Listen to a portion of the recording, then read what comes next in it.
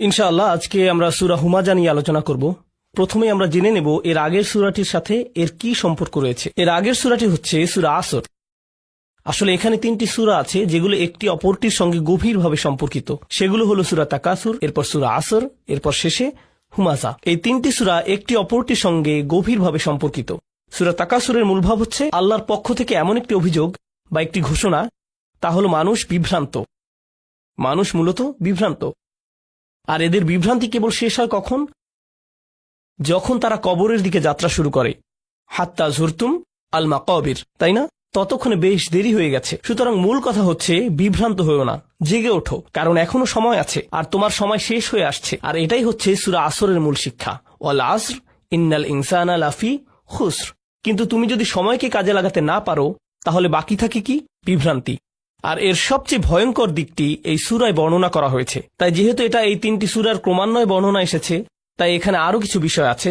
সূরা আসরের প্রধান আয়াতটি হচ্ছে ইন্নাল ইনসানা লাফি খুসর। এটাই হচ্ছে এই সূরার সারমর্ম, এটাই হচ্ছে মূল ঘোষণা, এটাই সার কথা। এখন মানুষ যে ক্ষতির মধ্যে ডুবে আছে, এই বিষয়টি সম্পর্কে এই সূরায় বলা হয়েছে। এটা কতটা ভয়ঙ্কর হতে পারে, অর্থাৎ এটা হচ্ছে সর্বোচ্চ ক্ষতি। এটাই সূরা হুমাযায় বর্ণনা করা হয়েছে। কিছু আলেমদের মতে কোরআনে জাহান্নামের আগুনের ব্যাপারে কোনো শব্দ নেই এই সূরাটি ব্যতীত। কেননা আল্লাহ আযযা ওয়া জাল্লা সাধারণত যেভাবে বলেন, তা থেকে কঠিনভাবে এখানে বলেছেন।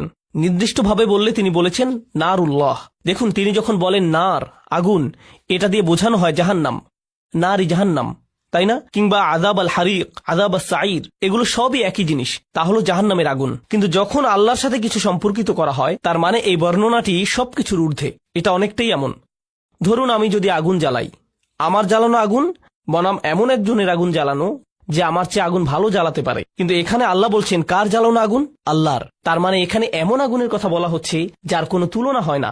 এটা এমন আগুন যা কল্পনার বাইরে, বা এমন কিছু যা স্বয়ং আল্লাহ নিজে বিশেষভাবে তৈরি করে রেখেছেন। তাই যেহেতু তিনি আগুনের পরে নিজের নামটি উল্লেখ করেছেন, লাকুল জালালা, স্বাভাবিকভাবেই বোঝা যাচ্ছে যে এটি হচ্ছে সবচেয়ে শক্তিশালী সূরা, যাতে জাহান্নামের আগুনের ব্যাপারে সতর্ক করা হয়েছে এবং ভয়ঙ্কর কথা এসেছে। এই সূরার ব্যাপারে আরেকটি বিষয় এখানে গুরুত্বপূর্ণ, তা হলো এটি হচ্ছে শেষ পারায় আখিরাতের বিষয়ে শেষ বর্ণনা। এরপরে বাকি যে সূরাগুলো আছে সেগুলোতে সরাসরিভাবে পরবর্তী জীবন সম্পর্কে বর্ণিত হয়নি। আপনারা যদি আগের দার্সগুলোতে অংশ নিয়ে থাকেন, তাহলে জেনে থাকবেন সবগুলো না হলেও বেশিরভাগ সূরাতেই পরবর্তী জীবন সম্পর্কে কিছু বর্ণনা এসেছে, আখিরাত সম্পর্কে কিছু না কিছু বর্ণিত হয়েছে। কিন্তু এটা হচ্ছে সর্বশেষ বর্ণনা এবং সবচেয়ে ভয়ঙ্কর বর্ণনা, যেন বিষয়টি শেষ করা হচ্ছে এর সবচেয়ে চরম, সবচেয়ে শক্তিশালী বর্ণনাটি দিয়ে। সূরার প্রথম শব্দটি হচ্ছে ওয়াইলুন, বিভ্রান্তি, গালমন্দ।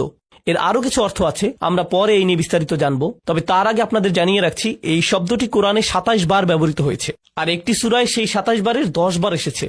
ওয়াইলু ইয়াউমাইযিল লিল মুকাযযিবিন, এটা হচ্ছে সূরা মুরসালাত। এই একটি সূরাতেই ১০ বার এসেছে। কিন্তু কোরআনে এমন দুইটি সূরা আছে যেখানে সূরা শুরুতেই ওয়াইলুন শব্দটি এসেছে।